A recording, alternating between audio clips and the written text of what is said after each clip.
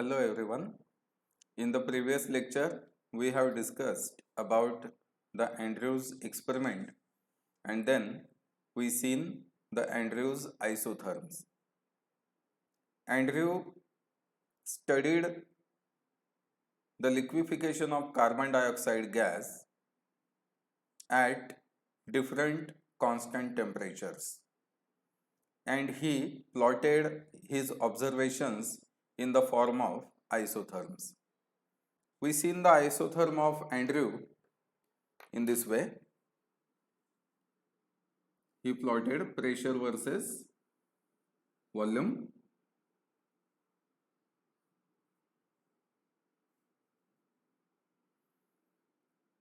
He noted that at lower pressure, volume is maximum.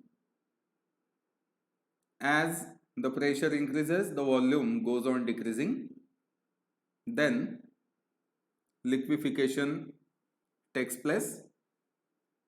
Due to liquefaction, volume reduces suddenly and after some time only liquid exists and we get such kind of isotherm.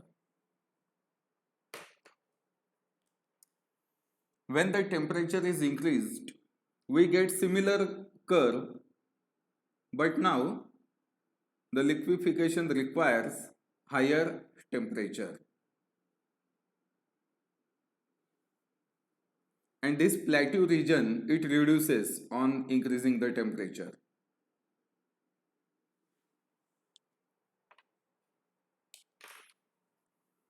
At critical temperature, we get such kind of graph.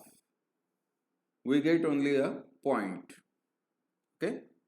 At lower temperature, we obtained such kind of straight line parallel to the x-axis. When temperature was increased, this straight line it decreased, and at critical point we obtained only one point. There is no such plateau. अशी range आपल्याला मिळाली नाही, इथे आपल्याला एकच point मिळाला. Okay. इथे तरी काय होतं की ह्या पर्टिक्युलर प्रेशरला व्हॉल्यूमच्या व्हॅल्यूज तुम्हाला वेगवेगळ्या मिळाल्या. व्हॉल्यूम इतका पण होता, मग कमी झाला, अजून कमी झाला, असं करत करत तुम्हाला एवढी रेंज मिळाली व्हॉल्यूमची. टेम्परेचर वाढवलं, व्हॉल्यूमची रेंज कमी झाली. अजून टेम्परेचर वाढवलं, व्हॉल्यूमची रेंज कमी होईल आणि क्रिटिकल पॉइंटला आपल्याला फक्त एक सिंगल पॉइंट मिळेल. Okay. We will not get any range of volumes. We get only one volume at critical point. इतर ठिकाणी मात्र आपल्याला व्हॉल्यूम जास्त मिळाला, रेंजमध्ये मिळाला, व्हॉल्यूमच्या जास्त व्हॅल्यूज मिळाल्या, वेगवेगळ्या व्हॅल्यू मिळाल्या. But at critical point we obtained only one value for the volume. Okay, so these are called as Andrews isotherms of carbon dioxide. Now let's move to the next topic, that is relation between critical constants and van der Waals constants.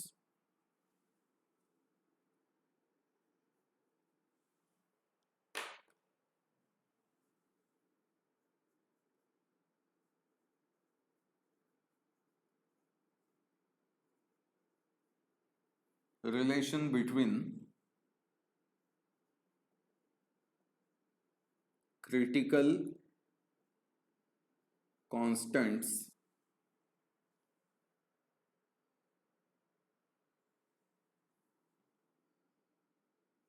and van der Waals constants.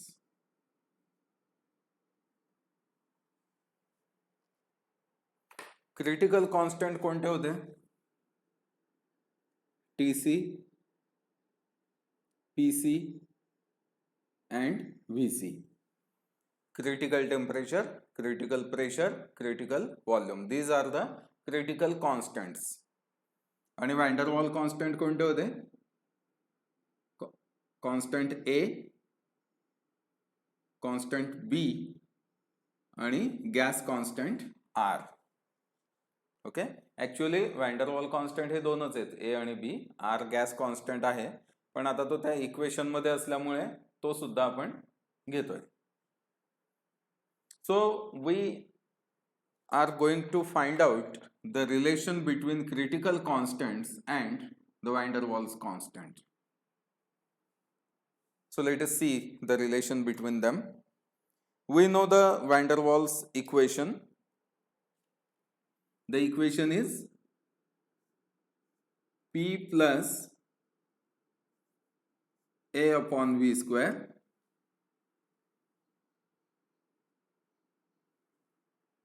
multiplied by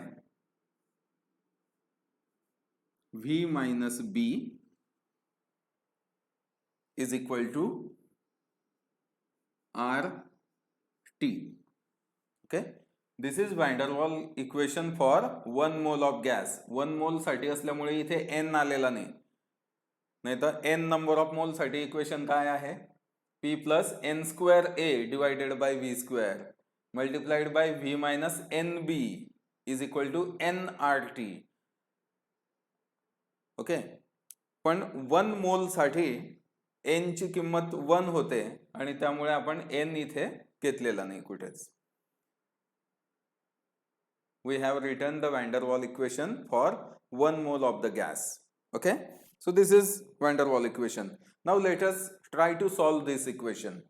याला थोडंसं आपण mathematically solve करण्याचा प्रयत्न करू. सगळ्यात आधी हा जो ब्रॅकेट आहे पहिला कंस जो आहे त्याला सॉल्व करू. P plus A upon V square असा आहे. ओके, आपण इथे क्रॉस मल्टिप्लिकेशन करून घेऊ, म्हणजे V स्क्वेअरनी याला पण मल्टिप्लाय करा आणि मग दोघांना V स्क्वेअरने आपण डिवाइड करू शकतो. साधी मॅथमॅटिकल स्टेप आहे. V स्क्वेअर इकडे गेला, PV square plus A divided by V square. ठीक आहे, अगोदर V स्क्वेअर फक्त A ला डिवाइड होत होता. आता आपण काय केलं, P ला मल्टिप्लाय पण केलं V स्क्वेअरने आणि त्याला डिवाइड पण होतंय V स्क्वेअरने. A ला तो आधीपासून डिव्हिजन मध्ये होताच. So it become PV square plus A divided by V square multiplied by V minus B is equal to RT.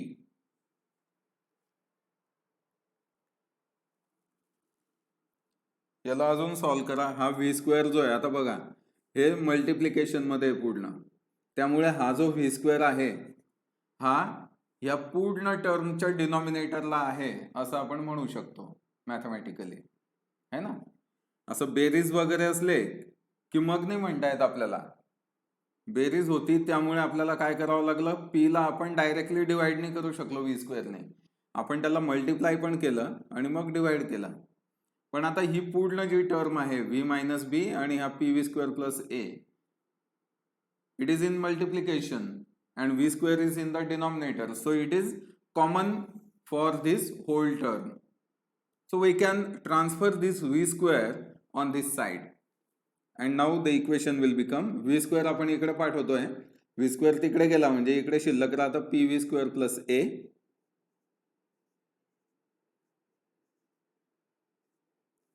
multiplied by V minus B is equal to V square RT. V square आपण या बाजूला पाठवला. ठीक आहे, थोडंसं तुम्हाला कदाचित zoom वगैरे करून बघावं लागू शकतं, कारण इक्वेशन आहे. हे अक्षर फारही मोठं काढलं तर मग फळं आपल्याला अजिबातच फुटणार नाही.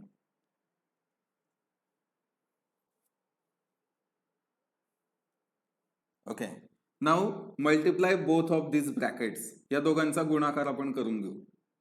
गुणाकार कसा होईल, PV square multiplied by V, what will be PV cube, है ना. V स्क्वेअर आणि V दोघांचा गुणाकार झाला की V क्यूब झाला, PV cube.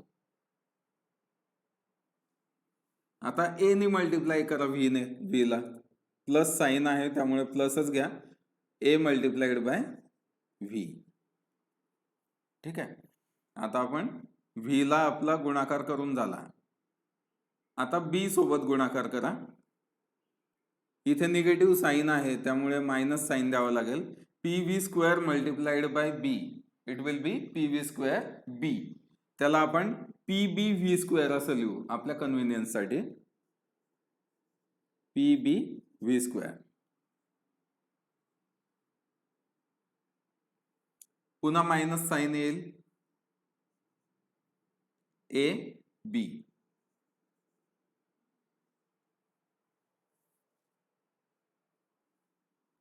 That is equal to V square R T. Rearrange the इक्वेशनला आपण आता रिअरेंज करू आणि हा जो आहे व्ही स्क्वेअर आर टी याला या बाजूला घेऊ. ओके, रिअरेंज करताना आपण असं करू की आधी क्यूब आधी आला पाहिजे, क्यूब नंतर स्क्वेअर वाल्या क्वांटिटी लिहून घेऊ, स्क्वेअर नंतर साधे क्वांटिटी लिहून घेऊ आणि सगळ्यात शेवटी कॉन्स्टंट लिहू. असं रिअरेंज करायचं आहे. Cube, square, normal and then constant या सिक्वेन्समध्ये आपण याला अरेंज करायचं आहे आणि हा व्ही स्क्वेअर आर टी या बाजूला आपल्याला शिफ्ट करायचा आहे. मग व्ही स्क्वेअर आर टीला पण आपण आर टी व्ही स्क्वेअर असं लिहू इकडे घेताना. So now it can be written as P V cube minus, हे लिहून घेऊ आपण, मायनस पी बी व्ही स्क्वेअर, मायनस पी बी व्ही स्क्वेअर. आता हा व्ही स्क्वेअर आर टी आपण इकडे आणतोय, इकडे पॉझिटिव्ह आहे, इकडे येताना निगेटिव्ह होऊन जाईल, minus R T V square. म्हणजे पहा व्ही स्क्वेअर वाले आपण सोबत लिहून घेतले, plus A V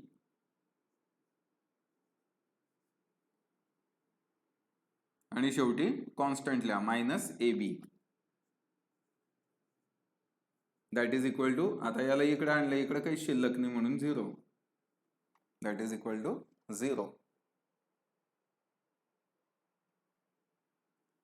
here we can see that V square is common. इथे व्ही स्क्वेअर कॉमन दिसतोय आपल्याला, ठीक आहे, आणि निगेटिव्ह साईन आहे दोघांना, आपण ते बाहेर घेऊन घेऊ ब्रॅकेटच्या बाहेर. P V cube minus P B plus R T, P B plus R T. आता इथं प्लस कसं काय आला, हे तर मायनस होते ना दोघं, आपण मायनस साईन कंसाच्या बाहेर घेऊन घेतलंय कॉमन म्हणून इथं प्लस आलाय.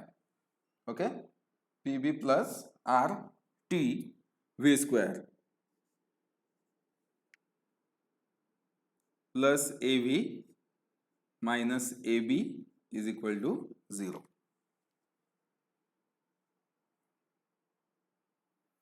Divide this equation by P.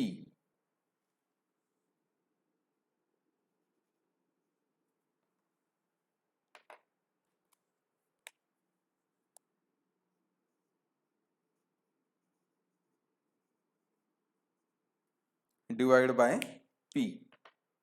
P ने डिवाइड करू आपण याला.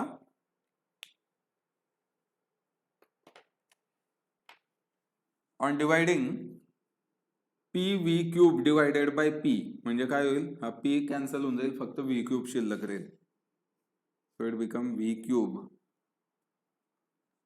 Minus P B plus R T.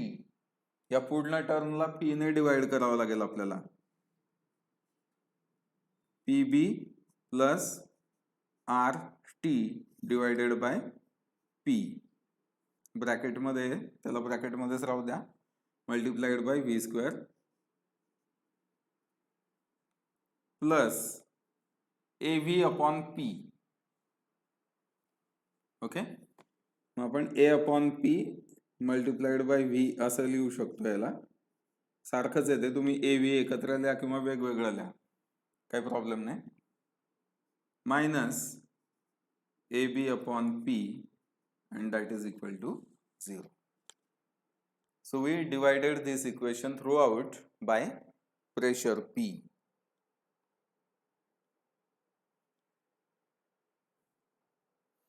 आता ह्या इक्वेशनचा जर आपण विचार केला, it is cubic equation. Okay, this equation is cubic equation, म्हणजे व्ही क्यूब नंतर व्ही स्क्वेअर नंतर व्ही आणि शेवटी constant. This is called as cubic equation. जर नुसता स्क्वेअर, नॉर्मल आणि कॉन्स्टंट असं असलं त्याला आपण क्वाड्रॅटिक इक्वेशन म्हणतो. इथे हे क्यूबिक इक्वेशन आहे.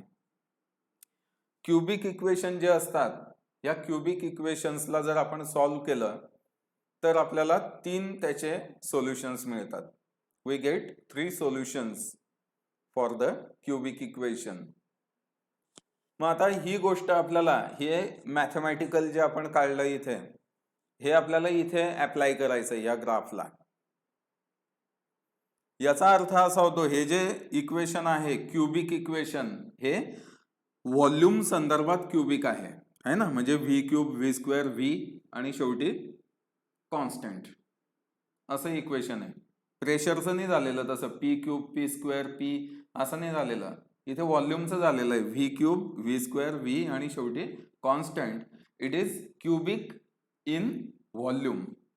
त्यामुळे याला जर आपण सॉल्व्ह केलं प्रेशरच्या एखाद्या पर्टिक्युलर व्हॅल्यूसाठी, तर आपल्याला व्हॉल्यूमच्या 3 व्हॅल्यूज मिळतील. We will get 3 values for single value of pressure. म्हणजे याचा फिजिकली या केसमध्ये अर्थ कसा होतो की हे प्रेशर आहे समजा, हे इथे हे इतकं प्रेशर आहे, तर ह्या प्रेशरला आपल्याला व्हॉल्यूमच्या 3 व्हॅल्यू मिळतील. म्हणजे उदाहरणार्थ ही एक व्हॅल्यू मिळेल, मध्ये एखादी मिळेल आणि शेवटी इथली एखादी मिळेल. आता सध्या ह्या ग्राफमध्ये आपल्याला किती व्हॅल्यू मिळत आहेत व्हॉल्यूमच्या आपल्याला खूप साऱ्या व्हॅल्यूज मिळत आहेत. या पॉइंट पासून इथपर्यंत अनेक व्हॅल्यू मिळत आहेत आपल्याला व्हॉल्यूमच्या. लाईन असल्यामुळे या लाईनवरचा प्रत्येक जो पॉइंट आहे, तो प्रत्येक पॉइंट इथे आपण म्हणू शकतो की ह्या प्रेशरला व्हॉल्यूम इतका पण आहे, इतका पण आहे, इतका पण आहे, असं सगळ्या व्हॅल्यू व्हॉल्यूमच्याच आहेत. We are getting so many values of volume at any given pressure, but according to this equation, पण ह्या इक्वेशन नुसार मात्र व्हॉल्यूमच्या 3च व्हॅल्यू येतील. आणि त्यामुळे हा जो ग्राफ आहे हा ऍक्च्युअली कसा असायला पाहिजे होता, मग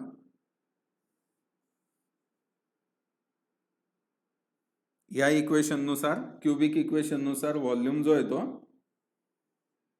या टाइप मध्ये आपल्याला तो ग्राफ मिळायला पाहिजे. The graph must be like this. म्हणजे इथे आपल्याला स्ट्रेट लाईन न मिळता असा कर्व मिळाला पाहिजे. कर्व मिळाल्यामुळे काय झालं की समजा तुम्ही प्रेशरची ही व्हॅल्यू घेताय, प्रेशर तुम्ही हा घेताय तिथला, तर ह्या प्रेशरसाठी व्हॉल्यूमच्या बघा किती व्हॅल्यूज मिळत आहे तुम्हाला. एक ही मिळते इथे, एक ही मिळते आणि एक ही व्हॅल्यू मिळते. You are getting 3 values for volume at any given pressure.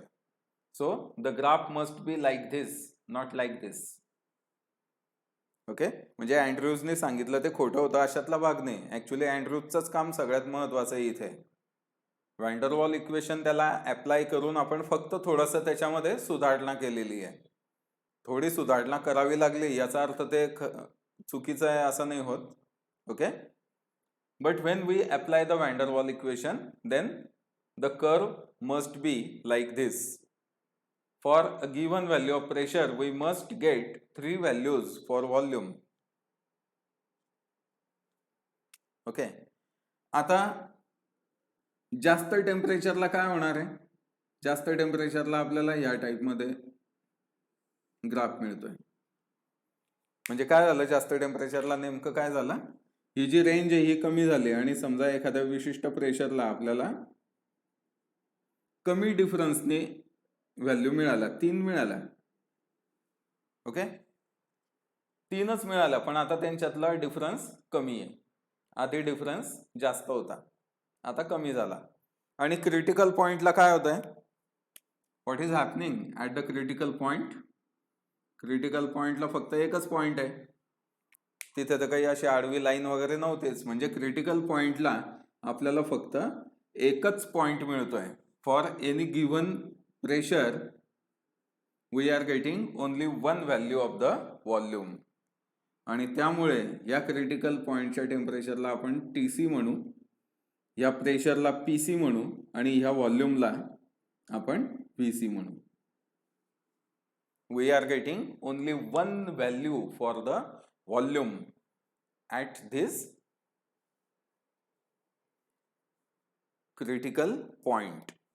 Critical पॉइंटला आपल्याला एकच व्हॅल्यू मिळते.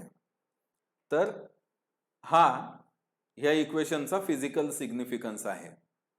याचा ऍक्च्युअल अर्थ असा आहे. ठीक आहे, हे महत्वाचं आहे, हे लक्षात ठेवा. परीक्षेच्या दृष्टीने महत्वाचं असेल किंवा नसेल, पण हा पॉइंट समजण्यासाठी ही गोष्ट फार महत्वाची आहे. तुम्हाला हे दोन ग्राफ लक्षात आले पाहिजे. क्युबिक इक्वेशन म्हणजे काय आणि क्युबिक इक्वेशनचे परिणाम काय असतात ते पण तुमच्या लक्षात आले पाहिजे. आणि क्रिटिकल पॉइंटला काय होतंय ते पण तुमच्या लक्षात आलं पाहिजे. आता क्रिटिकल पॉइंटला सुद्धा कदाचित तुम्हाला व्हॉल्यूमसाठी 3 व्हॅल्यू मिळतील, पण 3 पैकी एकच व्हॅल्यू खरी असेल आणि बाकीच्या 2 खोट्या असतील. तसं असतं मॅथमॅटिक्समध्ये. असं काही नाही की जे उत्तर आलं ते खरंच आहे म्हणून. Many times we get imaginary answers which are not real.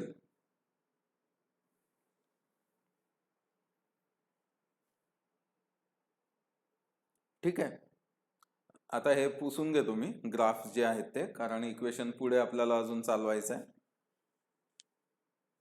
जिथे गरज वाटेल त्यावेळेस व्हिडिओ तुम्ही थोडासा मागे करून पुन्हा ते ग्राफ बघू शकता.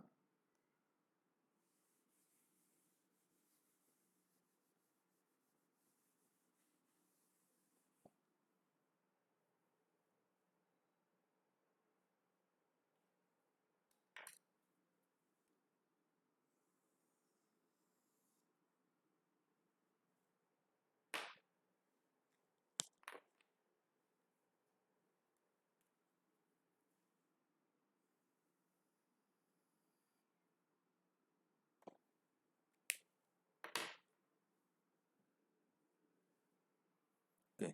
So we obtained this cubic equation.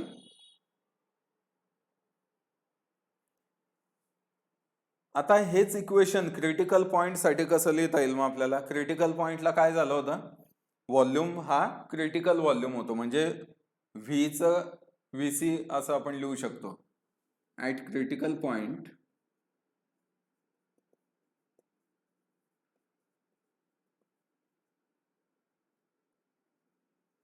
We can write, critical पॉइंटला हे इक्वेशन आपण असं लिहितो, व्ही क्यूब ऐवजी लिहायचं आता V C cube, critical volume V C cube minus PB.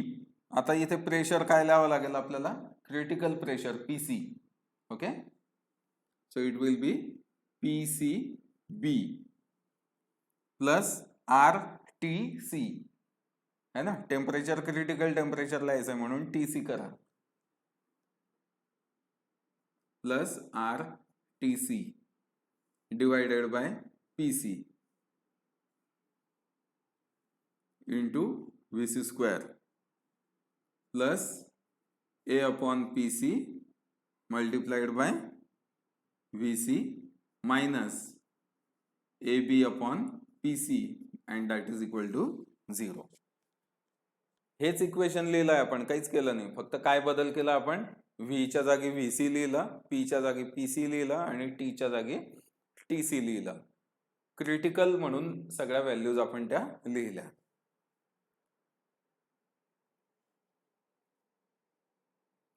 Okay, आता क्रिटिकल पॉइंटला काय झालं होतं, क्रिटिकल पॉइंटला नेमकं काय झालं होतं, क्रिटिकल पॉइंटला जो व्हॉल्यूम होता तो व्हॉल्यूम व्हीसी झाला, क्रिटिकल व्हॉल्यूम झाला, आपल्याला एकच व्हॅल्यू मिळाली. Okay, so we can write that at critical point V is equal to VC. Volume हा क्रिटिकल व्हॉल्यूम झाला. याला रिअरेंज करा, म्हणजे VC ला इकडे पाठवा, V minus VC is equal to 0. याचा क्यूब करा आता. Okay, take the cube of both sides, दोघं साइडचा क्यूब करा, 0चा क्यूब करा का काही करा, तो 0च राहतो, है ना. So we will make the cube of this V minus VC. त्याचा क्यूब कसा होईल बरं, it will be v cube minus thrice v square vc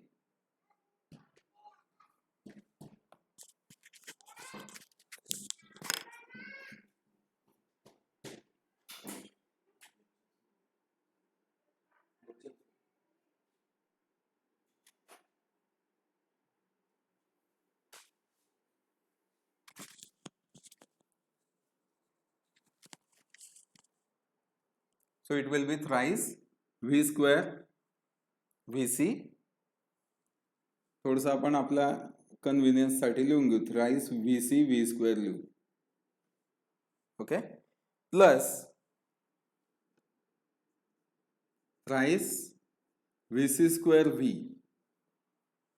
है ना एकदा आपण या v चा स्क्वेअर केला vc ला तसंच ठेवलं मायनस साइन घेतला नंतर प्लस केला थ्राइस vc चा स्क्वेअर केला आणि v ला तसंच ठेवलं फक्त आपल्याला घेताना आपण सिक्वेन्स असा ठेवतो की आता आपल्याला v cube v square v आणि शेवटी कॉन्स्टंट असं मिळालं पाहिजे या पद्धतीने आपण ते करतोय minus vc cube and that is equal to 0. So this is expansion of this equation. Cubic इक्वेशनचं एक्सपान्शन अशा पद्धतीने करतात ही मॅथमॅटिकल स्टेप आहे स्टँडर्ड फॉर्म्युल्यानुसार ते आहे की एखादा वजाबाकीचा क्यूब जर करायचा असेल तर तो असाच केला जातो पहिल्या टर्मचा क्यूब मायनस थ्राइस दुसरी टर्म मायनस पहिल्या टर्मचा स्क्वेअर प्लस थ्राइस दुसऱ्या टर्मचा स्क्वेअर इंटू पहिली टर्म मायनस दुसऱ्या टर्मचा cube that is equal to 0 हे त्याचा स्टँडर्ड फॉर्म्युला आहे त्यानुसार त्याचं आपण क्यूबिक इथे केलं आता याच्यामध्ये बघा हा एक भाग झाला ओके हा पहिला पार्ट आपण केला या इक्वेशनचा हा सेकंड पार्ट होता आता तिसरा भाग तिसऱ्या भागात काय करायचं आहे आपल्याला we are going to compare this equation and this equation आपण असं करू ना याला एक नंबर देऊ this is suppose this is equation number 1 this is equation number 2 and this is equation number 3 compare equation 2 and 3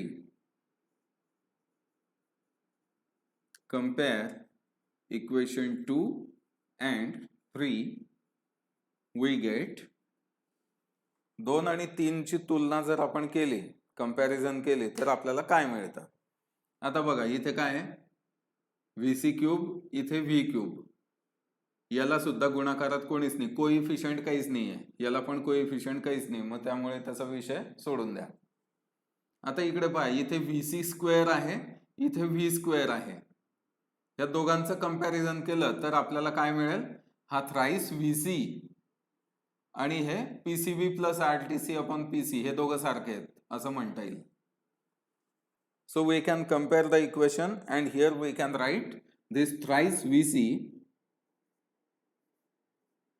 is equal to PCB plus RTC divided by PC comparison केले आपण इथे v स्क्वेअरचा coefficient thrice vc आहे आणि इथे vc स्क्वेअरचा coefficient हा bracket मधला आहे दोघांना निगेटिव्ह साइन आहे त्यामुळे आपण साइनचा विचार नाही केला आपण दोघांना पॉझिटिव्ह म्हणू शकतो समजा तुम्ही इथे मायनस लिहिलं इथे लिहिलं तरी दोघं साइडला असल्यामुळे ते कॅन्सल होऊन जाईल thrice vc is equal to PCB plus RTC upon PC याचा आणि याचा कंपॅरिझन पुढचा भाग आता कंपेअर करा बघा थ्राइस vc स्क्वेअर v आणि इथे आहे a अपॉन pc vc दोघांना कंपेअर करा कारण क्रिटिकल पॉइंटला काय म्हणतो आपण v is equal to vc मग इथे हा v आहे आणि इथे हा vc आहे मग v चा coefficient thrice vc square it must be equal to coefficient of this vc coefficient आहे a अपॉन pc आणि शेवटी कॉन्स्टंट इथे कॉन्स्टंट आहे AB अपॉन PC आणि इथला कॉन्स्टंट आहे VC क्यूब. दोघांना मायनस साईन आहे, सारखं साईन असल्यामुळे साईनचा विचार करू नका. We get VC cube is equal to AB upon PC. So in this way we get these three equations. तीन इक्वेशन आपल्याला मिळाले. आपण दोन इक्वेशनचं कंपॅरिझन केलं, इक्वेशन नंबर 2 आणि इक्वेशन नंबर 3. दोघांचं कंपॅरिझन केलं, आपल्याला या व्हॅल्यूज मिळाल्या. इथपर्यंत इक्वेशन पुन्हा एकदा वाचून घ्या. व्हिडिओ पॉज करा, इक्वेशन पुन्हा एकदा वाचून घ्या. ओके.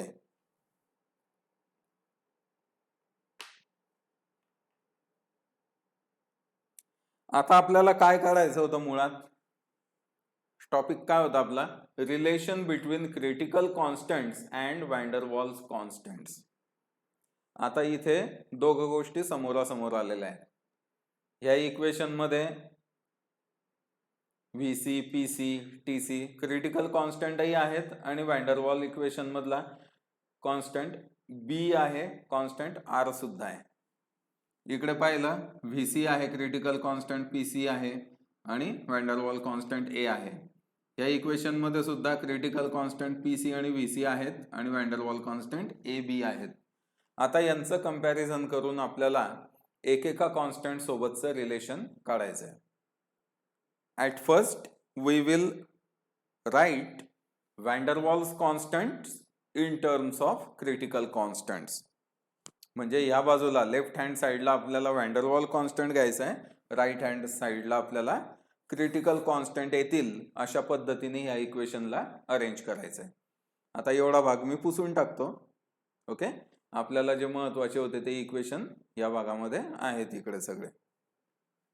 इकडचं पुन्हा काही पाहायचं असेल तुम्हाला, you can rewind the video and see the equation.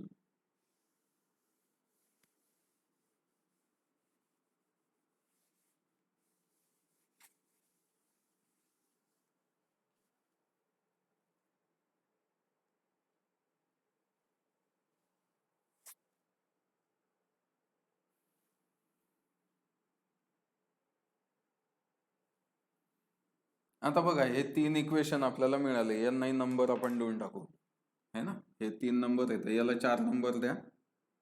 Equation number 4, equation number 5, equation number 6.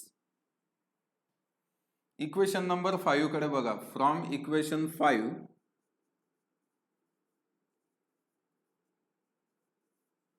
We can write 5 पहा काय, थ्राइस VC square is equal to A upon PC.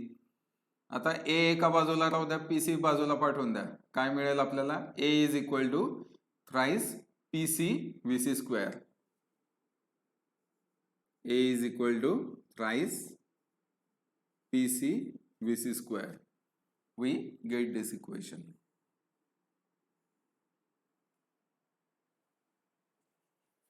आपल्याला वॅन वॉल कॉन्स्टंट A ची व्हॅल्यू मिळाली, thrice PC VC square.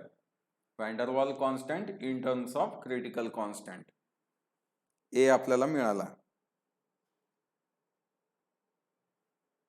आता हे शेवटचं equation पहा, VC cube is equal to AB upon PC.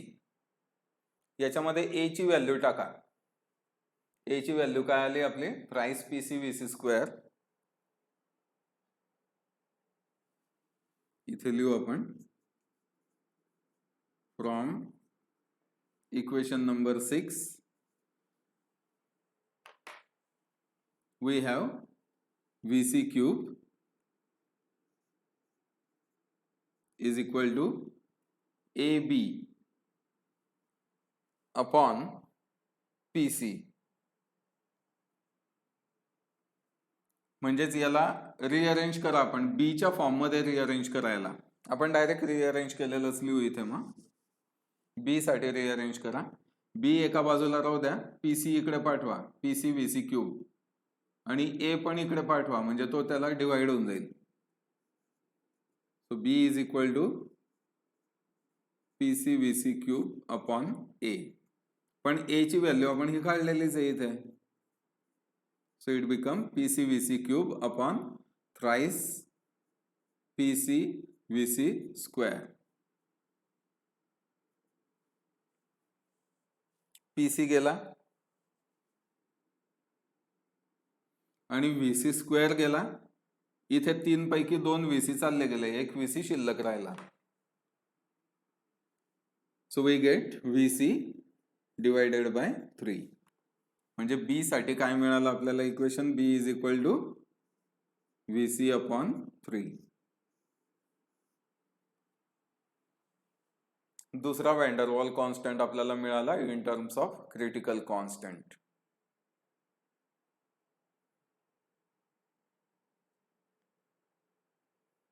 Okay, आता आपल्याला तिसरा वॅन्डरवॉल कॉन्स्टंट R जो आहे गॅस कॉन्स्टंट है ना R, तो फाइंड आउट करायचा आहे. For that look at the equation number 4.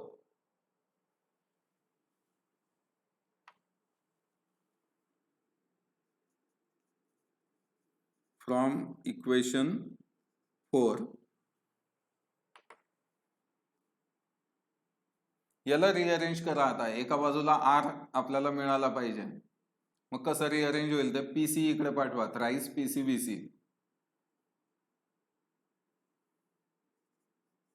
Thrice PC VC is equal to PCB plus RTC, PCB plus RTC.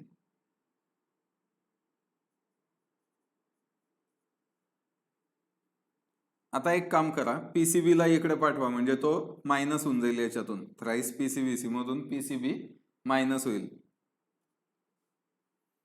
आणि RTC मधला TC सुद्धा मग इकडे पाठवून द्यायचा. इकडे मल्टिप्लिकेशन मध्ये दुसरीकडे जाताना तो डिवाइड होऊन जाईल आणि आपल्याला इक्वेशन मिळेल R is equal to thrice PC VC minus PCB divided by TC.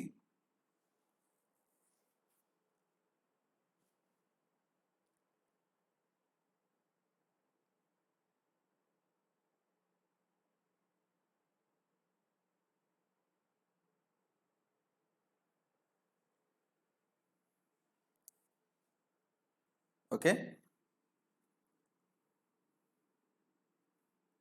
आता इथे B ची व्हॅल्यू टाका, किंवा एक काम करा, हा TC आपण नंतरही ट्रान्सफर करू शकतो इकडे.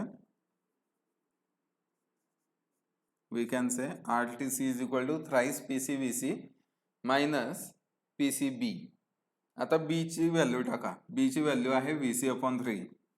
So that is equal to thrice PC VC minus PC VC upon 3. B ची व्हॅल्यू टाकली आपण VC अपॉन 3 इथे. ओके, तर याला सॉल्व करा. कसं सॉल्व होईल ते? हा 3 जो आहे याने याला मल्टिप्लाय करा, म्हणजे आज होईल 3 त्रिक 9. 9 PC VC minus PC VC divided by 3 असं ते इक्वेशन बनेल. इकडे लिहितो मी कारण आता जागा संपत आली इथली. 9 PC VC, हे बघा 3 ने याला मल्टिप्लाय केलं, 3 त्रिक 9. 9 PC VC minus PC VC आधीचा होताच डिवायडेड बाय, पूर्ण टर्मला डिवाइड कोण आहे? 3. दॅट इज इक्वल टू, आता 9 PC VC मधून 1 PC VC मायनस केला म्हणजे किती उरतील? 8 PC VC राहिले. 8 PC VC divided by 3. Okay, आता या TC ला तिकडे पाठवा, तो डिनॉमिनेटरला जाईल आणि आपल्याला मिळेल, आता इथे लिहितो मी, काही इलाज नाही त्याला.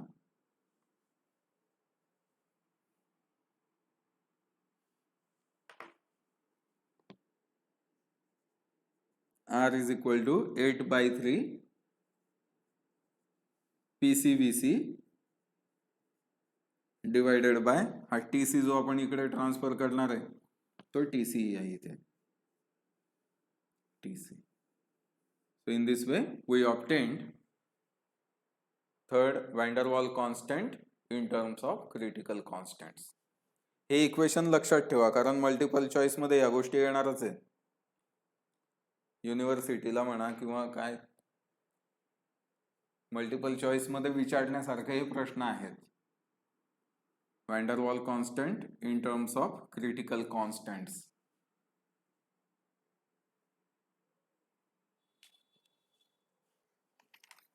So in this way we determined the van der Waal constants in terms of critical constants.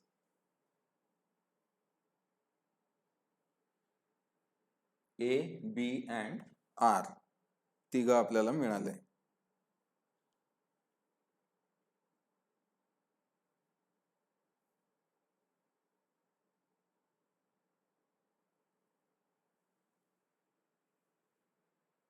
Okay, तर इक्वेशन एकदा व्यवस्थित वाचा, कागदावरती पण लिहून काढा. ओके, हे महत्वाचेच आहे. हे जे चौकोनात केलेले आहेत ना, हे महत्वाचे आहे. हे तुम्हाला चांगले लक्षात ठेवावे लागतील. ओके, आता हा एक भाग झाला. पुन्हा van der Waal constants in terms of critical constants. आता आपण याच्या उलट करू. Critical constants in terms of van der Waal constant असं करू. दोघांमधला परस्पर संबंध आपल्याला दाखवायचा आहे. तर इकडे ते लिहू आपण. हे पुसतो मी आता, याची काही आवश्यकता नाही. तुम्हाला वाटलं तर तुम्ही व्हिडिओ रिवाइंड करून घ्या.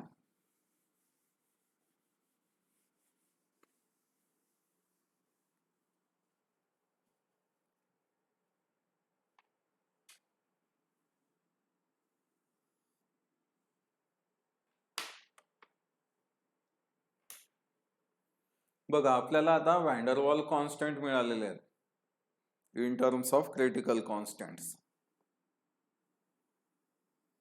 आता आपण थोडंसं हे उलट करू. म्हणजे डाव्या बाजूला आता आपल्याला क्रिटिकल कॉन्स्टंट दिसला पाहिजे आणि उजव्या बाजूला वॅन डर वॉल कॉन्स्टंट दिसले पाहिजे. आता याच्यात सगळ्यात सोपं इक्वेशन कोणतं? हे B is equal to VC/3.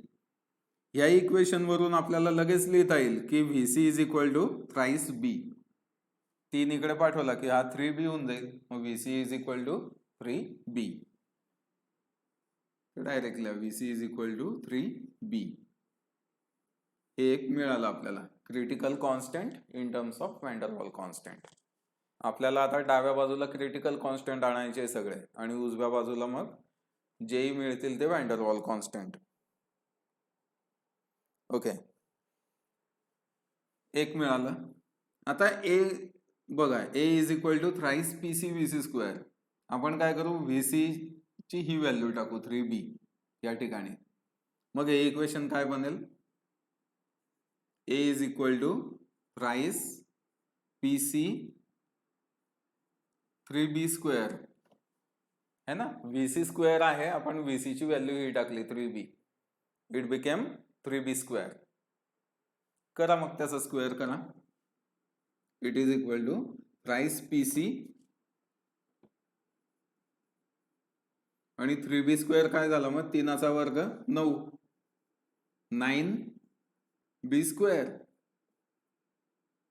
B² झाला. 3चा स्क्वेअर जो आहे तो 9 झाला. याला सॉल्व करा. 9 त्रिक 27, 27 PCB². A is equal to 27 PCB² असं मिळालं. आता याला रिअरेंज करा आणि PC ची व्हॅल्यू मिळवा. म्हणजे हा 27B² जो आहे तो आपल्याला इकडे पाठवायचा आहे. या बाजूला A आहे एकटा, आपल्याला PC जसा तसा ठेवायचा आहे. 27B² इकडे पाठवायचा आहे. So we will get PC is equal to A upon 27B².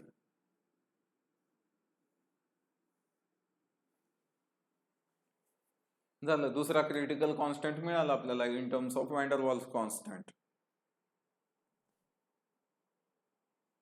हे पण इक्वेशन्स तुम्हाला लक्षात ठेवायचे आहे, कारण हे येऊ शकतात मल्टिपल चॉईस मध्ये. असेच क्वेश्चन जास्त येतात.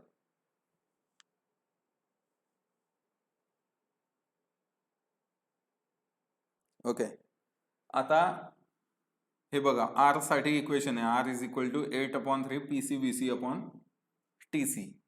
आपल्याकडे PC आणि VC च्या व्हॅल्यू आहेत. ह्या व्हॅल्यू याच्यामध्ये पुटअप करा PCVCच्या जागी. काय मिळेल आपल्याला? R is equal to 8/3 PCVC. आता PC काय आहे? A upon 27B². PC ची व्हॅल्यू लिहिली आपण. ओके, या TC ला नंतर लिहू डिनॉमिनेटर मध्ये कुठेतरी. आणि VC ची व्हॅल्यू काय आहे? Thrice B. इथे लिहून घेऊ आता TC. VC ची व्हॅल्यू लिहिली आपण 3B डिवायडेड बाय TC. ओके, आता हे इक्वेशन सॉल्व करा. कसं सॉल्व करता येईल बघा. हा 3 इथे डिनॉमिनेटरला आहे, इकडे हा 3 न्यूमरेटरला आहे, दोघं कॅन्सल होतील. इथे हा B आहे, इकडे B² आहे, म्हणजे एक B उडाला त्याच्यातला. मग उरलं काय आता? 8A. न्यूमरेटरला फक्त 8A उरला आणि डिनॉमिनेटरला 27B TC असं उरलेलं आहे. Okay,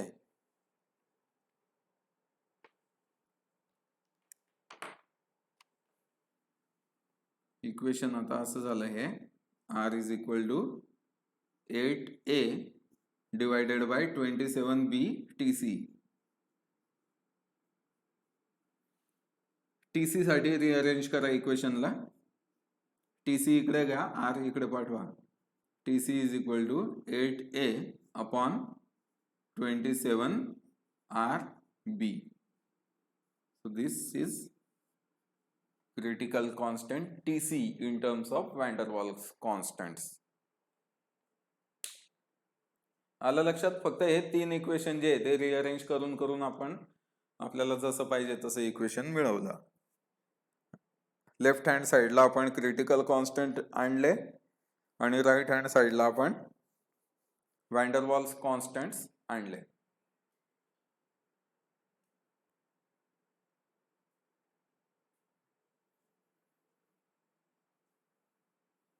okay,